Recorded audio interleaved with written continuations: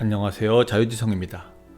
오늘은 종이화폐의 가치가 역사적으로 어떻게 변동해 왔는지를 데이터로 살펴보며 우리가 왜 실물자산을 사야 하는지, 현금을 가지는 것과 실물자산을 가지는 것이 여러분에게 어떤 부의 미래를 가져오는지 함께 분석하는 시간을 가지겠습니다. 종이화폐가 쓰레기가 된다는 제목을 보고 현금을 예금이나 전세금에 묻어놓은 분들은 너무 심한 말이라고 질책할 수도 있겠군요. 하지만 종이화폐가 쓰레기라는 것은 자유지성의 표현이 아닙니다. 12살부터 투자를 시작해 71세인 현재 무려 20조의 재산을 가지게 된 세계 1위 헤지펀드 브릿지워터의 수장 레이 달리오의 표현이죠. 우리의 부족함을 인정한다면 우리는 항상 투자의 대가들의 어깨를 빌려 그들의 인사이트를 통해 부자의 길을 찾아야겠죠. 간단한 표현이니 직접 육성을 들으며 오늘 강의를 시작하죠. And the issue is you can't jump into cash. Cash is trash. Okay? Cash is trash. 현금은 쓰레기다. 무슨 의미일까요? 우리는 현금으로 물건을 살 수 있는데 말입니다. 현금이 쓰레기라는 말의 정확한 의미는 첫째, 역사적으로 현금의 가치는 계속 떨어져 왔고, 둘째, 앞으로도 계속 가치가 떨어지므로 결국 쓰레기가 된다는 말입니다. 실제 하이퍼 인플레이션 국가에서는 현금이 쓰레기가 되고 있죠. 인플레이션이란 물건의 가격 상승을 의미하는 경제 용어입니다. 그래서 하이퍼 인플레이션이란 초인플레이션, 즉 과도한 인플레이션을 뜻하죠. 베네수엘라에서는 종이화폐를 가지는 것이 아무 의미가 없습니다. 2018년 베네수엘라의 물가 상승률은 무려 130만 %였으니까요. 종이화폐를 휴지로 쓰고 종이화폐로 종이접기 놀이를 하고 종이화폐를 벽지 대신 사용하며 종이화폐를 버리죠. 실제 종이화폐는 쓰레기가 된 겁니다. 도대체 왜 이런 하이퍼 인플레이션이 발생한 걸까요? 지난 영상을 통해 우리는 화폐 경제학 이론을 공부했죠. 물건의 가격은 화폐의 수량에 비례한다는 화폐 수량 이론 말입니다. 그래서 물건의 가격이 오르는 인플레이션은 언제 어디서나 화폐적 현상이라고 했습니다. 화폐량이 늘어난 만큼 물가는 오르게 된다는 말이죠. 그럼 화폐가 쓰레기가 된 베네수엘라는 도대체 얼마나 화폐를 찍어내 시중에 뿌렸는지 데이터를 보며 설명해 드리죠. 베네수엘라의 통화량 M2를 나타내는 그래프입니다. 화폐량이 도대체 몇 배가 오른 건지 셀 수도 없죠. 2017년을 기준으로 2020년까지 4년간 화폐량은 무려 541만 5,821배 정도 늘어났습니다. 따라서 한 해 약 100만 %의 인플레이션이 발생하는 현상은 경제이론 그대로 통화량의 증가에 그 원인이 있던 거죠. 베네수엘라의 통화량이 이처럼 늘어난 이유는 뭘까요? 1999년 집권한 우고 차베스 정부는 보편적 복지를 위해 정부 지출을 대거 늘립니다. 차베스는 이 복지 프로그램을 미션이라 불렀으며 보편적 복지의 재정 지출을 위해서는 큰 돈이 필요했죠. 결국 정부는 화폐를 찍어내는 것으로 재정 지출을 충당합니다. 생활, 교육, 보건의료, 주거 등 삶의 전 영역에 걸쳐 국가가 개인의 삶과 복지를 책임진다는 명목으로 국가 주도의 지출 경제가 자리 잡았죠. 서민을 위한다는 보편적 복지라는 이름으로 말입니다. 미션 비비엔다라 부르는 주거 미션의 경우 무주택자들에게 영구 임대주택을 건축해 제공했습니다. 기본적으로 모든 국민이 영구 임대주택에 사는 것을 목표로 하는 정책이었죠. 차베스 정부는 120만 채의 영구 임대주택을 지어 국민들에게 제공합니다.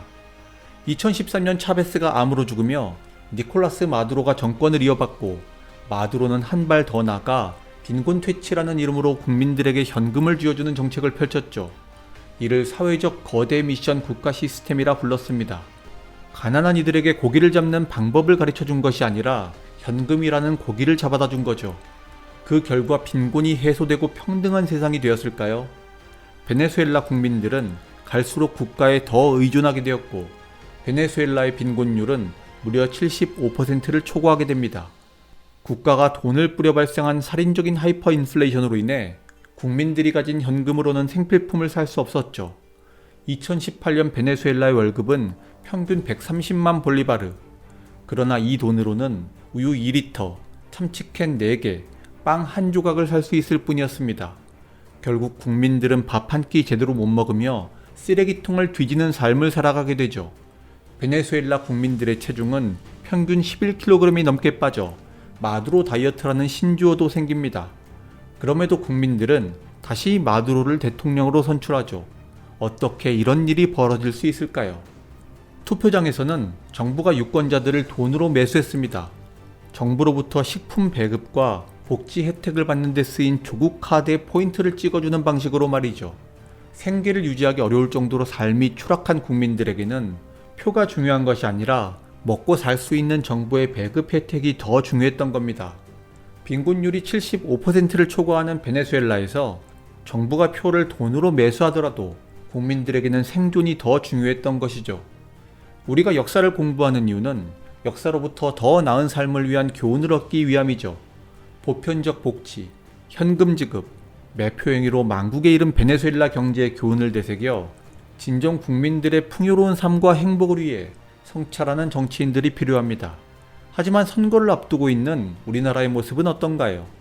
국민들의 혈세가 자기 돈인 양 국민들에게 현금으로 위로금을 쥐어주자는 정부를 보며 우리는 베네수엘라의 교훈을 떠올립니다.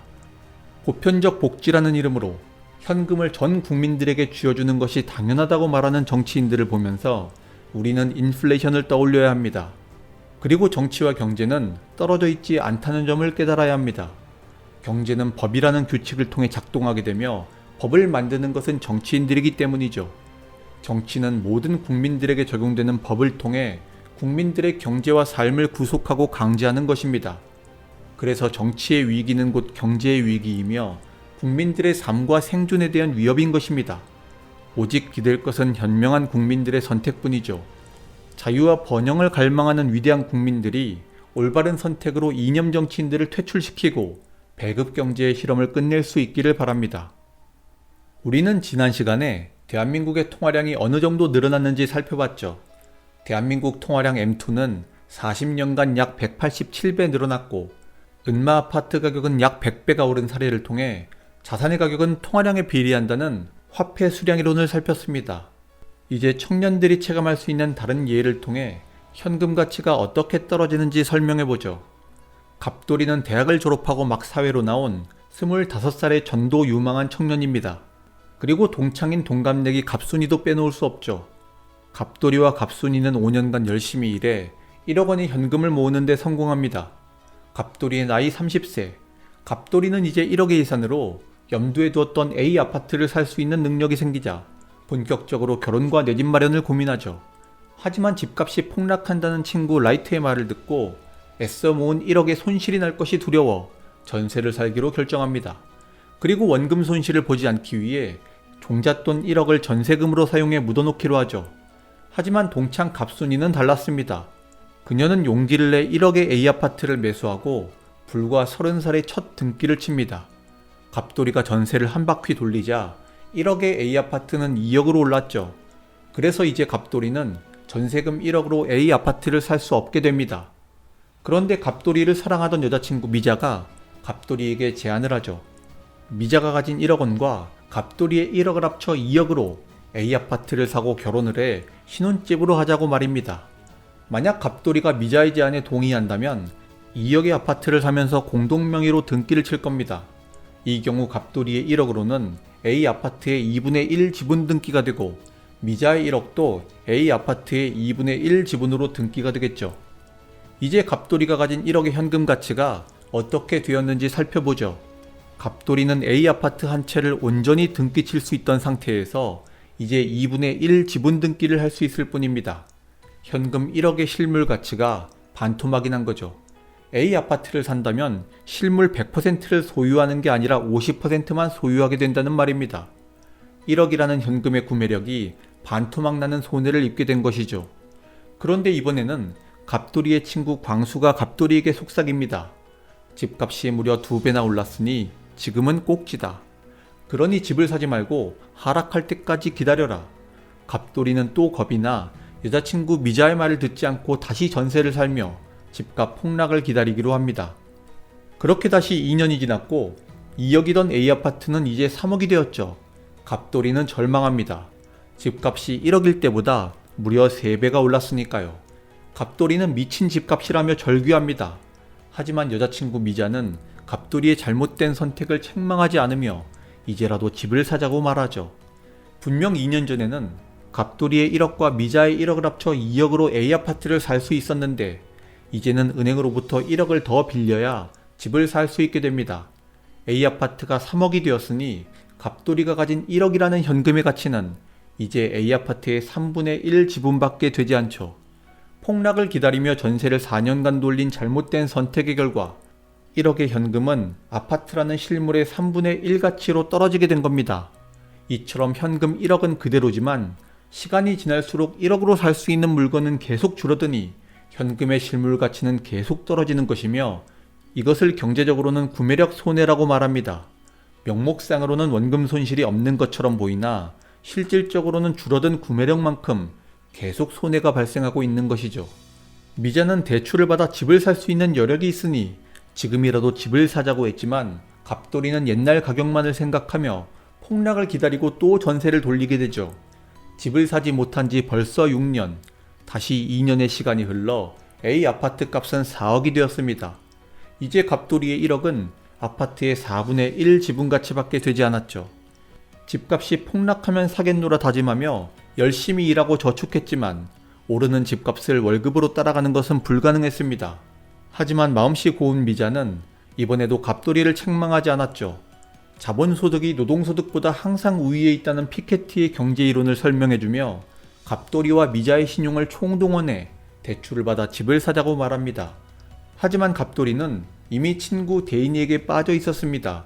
대인이는 부동산 대폭락 시대가 온다고 말했고 갑돌이는 두려운 나머지 이번에도 미자의 말을 듣지 않았죠. 전세를 돌린 지 8년이 지났고 이제 A아파트는 5억으로 올랐습니다. 그리고 마침내 갑돌이가 기다리던 그 때가 옵니다. 세계 4위의 투자은행 리먼브러더스가 파산하며 세계 경제가 소용돌이치고 세계 경제 위기가 우리나라를 강타합니다. A아파트도 5억에서 4억으로 집값이 하락했죠. 그럼 갑돌이가 이때 집을 살 수 있었을까요? 갑돌이는 세계 경제 위기가 닥쳐 폭락하는 주식을 보며 집값이 더 폭락할 것이 두려웠습니다. 경제 위기에 집을 덜컥 샀다가 더 폭락하면 어쩌나 하는 두려움에 집을 사지 못하고 다시 전세를 돌렸죠. 하지만 1년 만에 시장은 안정을 되찾으며 A아파트 값은 다시 5억을 회복했고 갑돌이는 그때도 1년 전 떨어졌던 집값을 생각하며 또 집을 사지 못했습니다.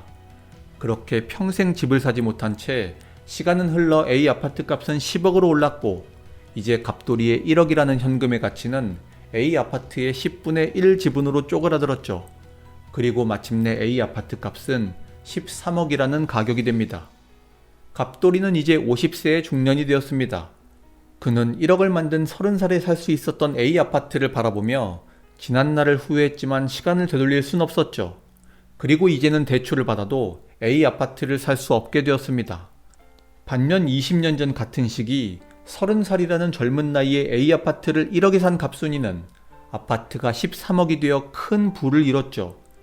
갑돌이의 1억은 이제 A아파트의 13분의 1 지분밖에 되지 않고 갑순이는 13억의 실물 자산을 온전히 소유하고 있으므로 두 사람은 무려 13배의 자산 격차가 나게 된 겁니다. 더 안타까운 것은 지금 이 시간에도 당신이 잠자는 그 시간에도 현금의 가치는 계속 떨어지고 있다는 사실입니다. 우리는 갑돌이의 1억이라는 현금의 가치가 13분의 1로 떨어졌다고 말했죠. 갑돌이의 현금 1억은 A아파트의 13분의 1, 즉 7.7% 가치밖에 되지 않는 반면 갑순이는 A아파트의 가치를 100% 소유하고 있습니다. 따라서 갑돌이의 1억은 명목상 현금으로는 그대로 있는 것 같지만 실제로는 마이너스 93%의 손해를 기록한 것이죠. 1억이 13억으로 13배나 오른다니 말도 안 된다며 현실에서 가능한 사례냐고 물어볼 분들이 있겠군요. 여러분은 역사로부터 놀라운 사실을 알게 될 겁니다. 이 사례는 실제 사례입니다. 갑돌이가 1억의 A아파트를 놓고 내 집 마련에 고민을 할 때는 바야흐로 2000년이었습니다. 2000년 목동 신시가지 6단지 20평은 1억이었죠. A아파트는 바로 목동 6단지였던 겁니다. 그리고 목동 6단지는 2008년 경제 위기를 겪으며 5억까지 오른 집값이 4억으로 하락했지만 1년 만에 그 가격을 회복했고 20년이 지난 2020년 시세는 13억 5천입니다. 2000년부터 갑돌이는 집값이 폭락하기를 기다리며 집을 사지 못했고 20년 동안 집값이 떨어지기를 기다렸지만 결국 집값은 갑돌이가 생각한 위치로 돌아오지 않았죠. 13억이 된 목동 6단지의 집값은 영원히 1억이 되지 않을 것이며 2008년 세계 경제위기로 하락했던 4억이라는 집값도 영원히 오지 않을 것입니다. 경제위기가 닥쳐도 무주택자들은 더 떨어질 수 있다는 공포와 두려움으로 인해 집을 사지 못합니다. 그렇게 평생 집을 가지지 못한 채 시장의 패배자가 되고 말죠. 그리고 여러분은 아직도 집값이 폭락할 때를 기다리고 있습니다. 역사적으로 우리나라의 집값이 하락했던 때는 1991년 1기 신도시를 비롯한 아파트 214만 호의 대량 공급, 1998년 동아시아 외환 위기로 인한 IMF 관리 체제, 2008년 리먼 브라더스 파산으로 인한 세계 경제 위기 이외에는 존재하지 않았습니다. 하지만 대량 공급은 아무리 빨라도 5년 이내는 불가능하며 세계 경제 위기를 예측하는 것은 신의 영역에 가까우니 더더욱 불가능하죠. 세계 금융시장에서 거대한 부를 이룬 투자의 대가들도 자산시장의 폭락이 나오는 시기와 경제 위기를 예측할 수 없다고 말합니다. 투자의 대가들조차 경제 위기를 예측할 수 없는데 여러분이 예측할 수 있다는 생각은 망상입니다. 하락 시기를 예측해 집을 산다는 환상에서 하루속히 깨어나라는 겁니다. 지금도 여러분의 현금 가치는 계속 떨어지고 있고 여러분은 언제까지 계속 구매력의 손해를 입으며 나날이 가난해지는 삶을 살아갈 겁니까? 20년 전 1억이었던 목동 6단지는 13억을 넘어 15억이 될 것이고 그 시기가 언제냐의 문제만 있을 뿐 20억이 될 겁니다. 그리고 역사를 돌이켜 20, 30대인 여러분이 지금 매수한 아파트가 20년 뒤에 얼마나 큰 과실로 돌아올지는 굳이 말할 필요가 없을 겁니다. 어떻게 아파트 값이 평생 오를 수 있냐고 말하는 분이 많습니다. 하지만 진실은 눈에 보이는 아파트 값이 평생 오르는 게 아니라 눈에 보이지 않는 통화량이 평생 늘어나는 것이죠. 아파트 값은 단지 결과에 불과하고 원인은 바로 통화량의 증가에 있다는 사실을 깨닫는 게 중요한 겁니다. 다시 말해 평생 아파트 값이 오를 수 있냐는 질문은 평생 통화량이 증가할 수 있냐는 질문과 같은 것이죠. 핵심은 눈에 보이는 가격이 아니라 눈에 보이지 않는 통화량이다. 그리고 자유지성은 명확히 답변할 수 있습니다. 당신의 일생 동안 평생 통화량은 증가한다고 말입니다. 이것은 자유지성이 예언가이기 때문이 아니라 역사적 데이터가 증명하고 있는 것이며 자본주의 경제 원리의 본질이 바로 통화량의 증가이기 때문입니다. 두 개의 차트를 보겠습니다. 먼저 한국의 통화량 차트입니다. 보시는 것처럼 정말 역사적으로 통화량은 평생 증가해 왔습니다. 그리고 통화량은 지금도 증가하고 있으며 앞으로도 증가할 겁니다. 다음으로 세계 경제를 움직이는 미국의 통화량은 어떨까요? 미국의 통화량 역시 평생 증가하게 됩니다. 그렇다면 통화량에 비례하는 자산의 가격 역시 평생 증가하게 된다는 결론이 내려지는 겁니다. 물론 대량 공급이 나오거나 경제 위기가 닥치면 집값이 일시적으로 하락하고 통화량 증가의 규모나 속도에 따라 집값의 단기 조정이 있죠. 하지만 일시적 또는 단기라는 사실이 중요합니다. 통화의 총량은 줄어들지 않은 채 잠시 부동산 시장에서 다른 곳으로 이동해 있을 뿐이니까요. 그래서 누군가에게는 집값의 조정이나 하락이 오면 겁을 먹고 자산을 던지는 개인들의 소유권을 가져가는 좋은 기회가 되는 것이죠. 겁을 먹은 개인들이나 현금 흐름에 구멍이 생긴 사람들이 집을 팔아치우면 자산의 소유권이 뒤바뀌며 부는 이전되고 더욱 집중됩니다. 그리고 증가하는 통화량에 따라 다시 집값은 원래의 수준을 회복하고 자산의 소유권을 가져간 사람들의 부는 더욱 크게 늘어나죠. 집값의 하락과 조정이라는 수단을 여러분의 자산 소유권을 가져가는 기회로 삼는 사람들을 우리는 부자의 마인드를 가진 사람이라 부릅니다. 주식시장에서 주가를 핸들링하는 큰 손은 여러분의 물량을 털죠. 부동산 시장에서 시장을 리딩하는 부자들은 여러분의 등기를 털어버리며 부동산을 장기 보유합니다. 세계 금융시장에서 가장 큰 부를 이룬 투자의 대가들도 모두 시장의 경기 변동을 예측하는 것은 신의 영역이라고 말합니다. 그래서 워렌 버핏 같은 투자의 대가들도 장기 투자를 통해 거대한 부를 이룹니다. 갑순이가 1억의 아파트를 사서 13억이 될 때까지 보유해 큰 자산을 이룬 것도 경제 위기에 흔들리지 않는 장기 투자를 했기에 가능했던 것이죠. 부자의 마법은 사고 파는 기술이 아니라 시간과 인플레이션의 마법인 것입니다. 그래서 여러분이 할 일은 폭락의 시기를 기다리며 현금을 보유하는 것이 아니라 바로 지금 내 집 마련을 하고 시련이 와도 견디며 장기 보유하는 것이죠. 부동산의 장기 보유는 역사적으로 100%의 승률을 보장했다는 것을 꼭 기억하십시오. 아파트의 장기 보유가 반드시 시장을 이기는 이유는 아파트의 본질이 땅이기 때문입니다. 집을 사는 것은 땅이라는 실물 자산을 사는 것이죠. 그리고 땅은 사라지지 않습니다. 여러분이 죽어도 땅은 입지라는 본연의 가치를 유지한 채 영원히 남아있게 됩니다. 집값이 오른 이유에 대한 진실은 이렇습니다.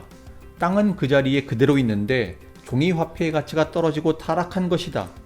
화폐를 계속 찍어내 화폐가 증가하니 화폐의 가치가 떨어져 명목 집값이 오르는 것처럼 보였을 뿐이다.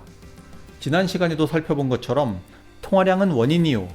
집값은 결과에 불과한 겁니다. 집값이 오른 게 아니라 통화량이 늘어난 것이 우리가 보지 못한 진실이죠.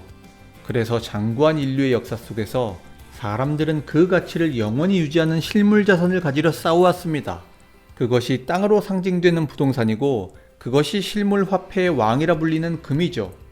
영원 불멸의 가치를 가진 땅은 신의 선물이라 불렸고 금은 신의 돈이라 불리는 영원 불멸의 화폐입니다. 그래서 경제의 역사에서 종이 화폐의 가치가 떨어진다고 할 때 우리는 종이 화폐의 가치를 금과 비교하곤 하죠. 우리가 아파트라는 실물 자산 대비 현금의 가치가 얼마나 떨어졌는지를 살펴본 것처럼 금이라는 실물 자산 대비 현금의 가치가 어떻게 변해왔는지를 역사적 데이터로 살펴본다면 현금이 정말 쓰레기가 되고 있는지 정확히 확인할 수 있을 겁니다. 따라서 이번에는 영원한 금속 화폐이자 실물 자산인 금의 가격 차트를 보겠습니다. 1300년부터 금 가격은 약 1000배 상승했다는 것을 확인할 수 있죠. 반대로 말하면 금을 기준으로 한 현금의 가치는 1000분의 1로 쪼그라들었다는 의미가 됩니다. 예를 들어 설명해보죠. 어떤 마을에 금 1g이 5개 있다고 해봅시다. 그 마을의 총 통화량은 250원입니다. 그렇다면 금 1g 하나는 50원의 가격이 형성될 겁니다. 이제 총 통화량이 1000배 늘어나 25만원이 되었다고 해봅시다. 이제 금 1g의 가격은 어떻게 될까요? 그렇습니다. 5만원이 되겠죠. 금 1g의 가격이 1000배 오른 것은 통화량이 1000배 늘어났기 때문인 겁니다. 그럼 현금의 가치는 어떻게 바뀌었을까요? 과거 금 1g은 50원이었으니 50원의 가치는 금 1g이었습니다. 하지만 이제 금 1g이 5만원이 되었으니 50원으로는 금 1000분의 1g을 살 수 있을 뿐입니다. 50원의 가치는 이제 금 1000분의 1g이 된 것이죠. 따라서 50원의 가치는 금 1g에서 1000분의 1g으로 줄어든 것입니다. 1000분의 1은 0.1%죠. 따라서 화폐의 가치는 1300년 당시 화폐 가치의 0.1%가 된 겁니다. 화폐의 가치가 100%에서 0.1%로 떨어졌으니 화폐는 마이너스 99.9%의 손실을 본 것이고 화폐는 진짜 쓰레기가 된 것이죠. 이제 시간을 좁혀 1800년부터의 금 가격을 보겠습니다. 금 가격은 1800년에 비해 최고 100배 정도 상승했죠. 이제 약 200년 동안 달러 현금의 가치가 어느 정도 줄어들었는지 여러분이 답하실 수 있겠죠. 그렇습니다. 금 가격이 100배에 올랐다는 것은 금에 비해 현금의 가치가 100분의 1로 줄어들었다는 것을 의미하죠. 따라서 200년 동안 달러의 가치는 마이너스 99%의 손실을 본 겁니다. 달러만 그런 게 아니냐고요? 그러면 달러 이외의 다른 통화는 그 가치가 어떻게 변동했는지를 살펴보겠습니다. 보시는 차트는 1600년부터 역사적인 기축통화와 금의 가치를 비교한 것입니다. 기축통화란 국제 거래를 할 때 결제에 사용되는 화폐를 말하죠. 17세기 이후 기축통화의 역사는 네덜란드의 길더, 영국의 파운드, 미국의 달러로 이어집니다. 그래프에서 주황색이 네덜란드 길더와의 가치, 검은색이 영국 파운드와의 가치, 파란색이 미국 달러의 가치입니다. 금과 화폐의 가치를 동일하게 100으로 놨을 때 1600년 이후 기축통화의 가치가 금과 비교해 어느 정도의 가치를 가지는지를 나타낸 차트죠. 네덜란드의 길더화는 18세기 후반 암스테르담 은행과 네덜란드 공화국의 붕괴로 가치가 폭락하고 영국의 파운드화는 두 차례의 세계대전을 겪으며 가치가 폭락합니다. 그리고 미국 달러와의 가치는 대공황과 인플레이션의 시대라 불리는 1970년대를 지나며 그 가치가 폭락합니다. 결국 기축통화들은 금과 비교했을 때 그 가치가 모두 0에 가까워지는 것을 알 수 있죠. 금은 그 가치를 유지한 반면 화폐의 가치는 모두 쓰레기가 된 겁니다. 우리가 앞서 살펴본 금 가격 차트에 따르면 1600년부터 금 가격은 약 250배가 올랐습니다. 그렇다면 화폐의 가치는 금에 비해 250분의 1이 되었다는 말과 같죠. 250분의 1은 0.4%이므로 화폐의 가치는 100에서 0.4로 쪼그라든 겁니다. 실질적으로 마이너스 99.6%의 손실이 났다는 말이죠. 다시 그래프를 보시죠. 금의 가치를 100으로 놓았을 때 네덜란드의 길더, 영국의 파운드, 미국의 달러 가치가 모두 0에 가깝게 수렴하고 있습니다. 정확히 말하면 약 0.4%겠죠. 화폐는 기축통화라도 가치가 거의 없는 쓰레기가 되고 있다는 말이 사실인 겁니다. 이번에는 기축통화뿐만 아니라 더 많은 화폐로 확장해 금의 가치와 비교해 보겠습니다. 보시는 차트는 1850년부터 2020년까지 금과 10개국 통화의 가치를 비교한 그래프입니다. 여지없이 10개국 통화의 가치는 금에 비해 쓰레기가 되어간다는 것을 알 수 있습니다. 1850년 이후 10개국 통화의 가치는 금을 0으로 놨을 때 마이너스 100%에 가깝게 수렴한다는 것을 확인할 수 있죠. 우리가 앞서 살펴본 금 가격 그래프를 보면 1850년 이후 금 가격은 약 100배 정도 상승했죠. 이 말은 금을 기준으로 한 화폐의 가치가 100분의 1로 줄어들었다는 것을 의미합니다. 화폐의 가치는 금이 가진 가치의 1%로 폭락했다는 것이죠. 실질적으로 마이너스 99%의 손실을 보게 된 겁니다. 금의 가치와 비교했을 때 모든 나라의 화폐 가치가 마이너스 99%에 가깝게 수렴해 쓰레기가 된 반면 그나마 가치를 조금이라도 유지하고 있는 화폐는 스위스의 프랑입니다. 이제 우리는 왜 현금을 가지면 그 가치가 계속 떨어지는 손해를 보게 되는 건지 이해할 수 있게 되었습니다. 2020년 코로나 바이러스의 확산은 금융 역사상 가장 많은 통화량이 시중에 풀리도록 했습니다. 우리가 지난 시간에 살펴본 것처럼 미국 중앙은행 페드가 찍어내 시중에 공급한 통화량은 2008년 1조 달러에서 2020년 7조 달러까지 무려 7배나 증가합니다. 미국 클린턴 행정부 재무장관이었던 서머스 하버드대 교수는 지난 2월 5일 워싱턴 포스트 칼럼에서 이와 같은 대규모의 통화량 증가에 대해 이렇게 경고했죠. 대규모 부양책은 한 세대 내에서 경험하지 못했던 인플레이션을 유발할 수 있다. 우리가 한 번도 경험하지 못했던 인플레이션이 우리 앞에 다가온다는 경고인 것입니다. 서머스 교수가 언급한 한 세대 내에서 경험했던 인플레이션이란 제1, 2차 세계대전과 1970년대 인플레이션의 시대를 의미합니다. 그럼 제1, 2차 세계대전과 1970년대 물가에는 어떤 일이 있었을까요? 그래프를 보겠습니다. 1914년 시작된 제1차 세계대전, 1939년 시작된 제2차 세계대전의 영향으로 엄청난 인플레이션이 발생한 것을 볼 수 있습니다. 전쟁 비용을 조달하기 위해 돈을 찍어낼 수밖에 없어 화폐량이 크게 늘어났기 때문이죠. 국민들도 국가가 발행한 전쟁 채권을 사며 국민들의 돈을 국가의 전쟁 비용으로 조달했고 포스터는 이것이 바로 나의 전투라고 말하고 있습니다. 그래프에서 보시는 것처럼 세계대전 시기 물가 상승률은 무려 20%를 상회했죠. 이번에는 1970년대에서 1980년대 초를 보시죠. 역시 인플레이션 수치가 크게 솟아있는 걸 보실 수 있습니다. 이때는 1973년 중동전쟁으로 발생한 1차 오일 쇼크, 1980년 이란-이라크 전쟁으로 인한 2차 오일 쇼크로 유가가 상승한 것이 인플레이션의 원인이었습니다. 주유소에도 기름이 없었군요. 물가 상승률은 15% 정도에 육박하는 것이 보입니다. 이 시기를 우리는 Great Inflation의 시대라 부릅니다. 이처럼 거대 인플레이션이 발생한 세계대전과 1970년대는 화폐 가치가 어떻게 되었을까요? 앞서 살펴본 금과 기축통화의 가치 비교 그래프로 돌아가 보죠. 세계대전을 계기로 화폐의 가치가 크게 폭락했으며 1970년대를 계기로 화폐 가치가 다시 한번 폭락합니다.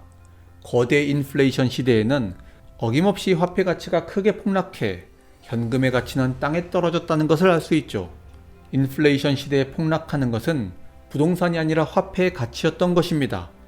그렇다면 제1, 2차 세계대전 그리고 1970년대 인플레이션 시대보다 더 많은 통화량이 풀려 역사상 가장 큰 통화량 팽창 시기라 불리는 코로나 인플레이션의 결과는 어떨까요? 답변은 여러분의 몫으로 남기겠습니다. 보시는 차트는 1913년부터 2020년까지 달러의 구매력 가치가 어떻게 변동했는지와 주요 사건을 표시한 그래프입니다.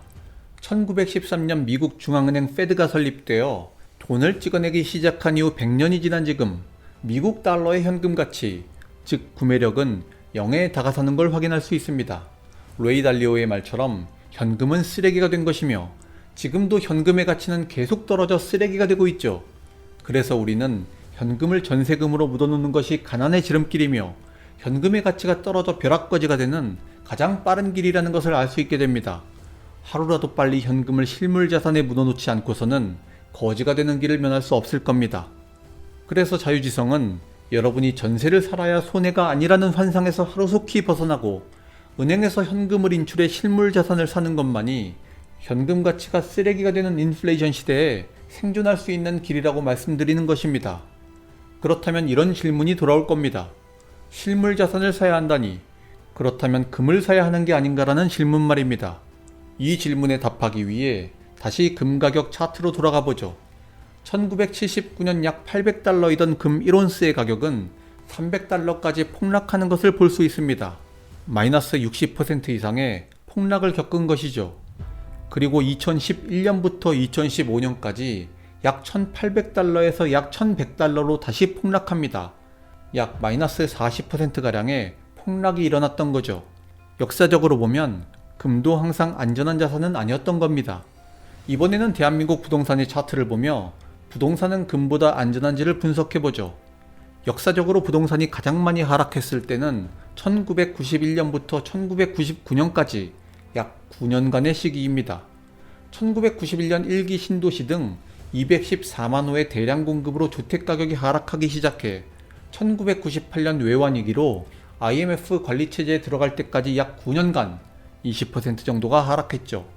공급폭탄이라는 국내적 이슈와 동아시아 외환위기라는 매크로 이슈가 결합된 것인데도 마이너스 20% 정도의 하락밖에 나오지 않은 겁니다. 동아시아 외환위기로 대한민국이 IMF 관리체제에 들어갔을 때의 하락폭만 떼어놓고 보면 약 마이너스 13% 정도의 하락밖에 나오지 않았다는 것을 데이터는 보여주고 있죠. 그렇다면 우리나라의 경우 부동산이 금보다 훨씬 안정적인 흐름을 보여주며 여러분이 실물자산 매수를 고려할 때 금보다 부동산을 사는 것이 안정성의 측면에서 더 나은 투자의 결과를 기대할 수 있다는 결론에 이르게 됩니다. 우리는 금융 역사상 통화량의 팽창이 가장 크게 일어나는 시대를 맞이하고 있다고 했습니다. 그리고 거대하게 풀린 통화량만큼 현금의 가치가 폭락하는 일을 여러분은 이미 목격하고 있습니다. 작년 폭등한 아파트의 가격 상승을 통해 그리고 올해 최고치를 넘어서는 부동산 시장을 통해 목격하고 있으며 사상 최고치를 기록하고 있는 주식시장을 통해 자산시장의 인플레이션 파티를 목격하고 있습니다.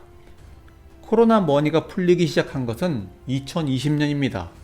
따라서 자산 가격의 상승은 2020년이 원년이 되며 올해는 두 번째 해가 됩니다. 따라서 자유지성은 여러분께 아직 늦지 않았다고 말씀드립니다. 통화 인플레이션이 실물 경제의 인플레이션으로 전이되어 상당 기간 물가 상승이 지속될 때까지 앞으로도 자산 가격의 상승은 계속될 것이다. 그리고 앞으로 목격할 거대 인플레이션은 우리의 예측을 뛰어넘는 상승을 보여줄 것이다. 그래서 거대 인플레이션 시대에는 현금을 가진 자가 가난의 나락으로 떨어지는 반면 자산을 가진 자는 큰 부를 이루게 된다. 현금을 가진 자에게는 위기의 시대요. 현금을 자산에 투자하는 용기 있는 결단을 하는 자에게는 역사상 다시 오지 않을 기회의 시대가 되는 것이죠. 현금의 가치가 쓰레기가 되는 시대. 이제 여러분은 어떤 선택을 하시겠습니까? 다시 레이 달리오의 충고로 돌아가 여러분이 어떤 선택을 해야 하는지 직접 결론 내려 보시기 바랍니다. And the issue is you can't jump into cash. Cash is trash. Okay? Cash is trash. 그렇습니다. 현금은 지금 이 시간에도 가치가 하락하며 쓰레기가 되어가고 있고 여러분이 가진 실물 자산은 지금 이 시간에도 가치가 상승하고 있습니다. 그리고 이제 여러분은 가난한 거지가 될 수도 큰 부자가 될 수도 있는 기로에 서 있습니다. 폭락하는 것은 부동산이 아니라 현금이다. 폭락하는 것은 아파트가 아니라 현금이다.